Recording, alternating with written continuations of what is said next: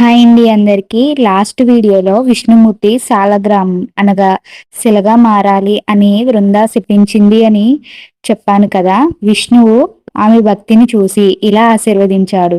నీ రూపం తులసి మొక్కగా భూమిపై వెలుగుతుంది. నాతో నీ వివాహం ప్రతి సంవత్సరం కార్తీక మాసంలో జరుగుతుంది. నా పూజ నీవు లేకుండా అసంపూర్ణం అని చెప్పారు. అప్పటి నుంచి తులసి మొక్కను తులసీదేవిగా పూజిస్తారు. కార్తీక శుద్ధ ద్వాదశి నాడు తులసి వివాహం అనే ఉత్సవం జరుపుతారు.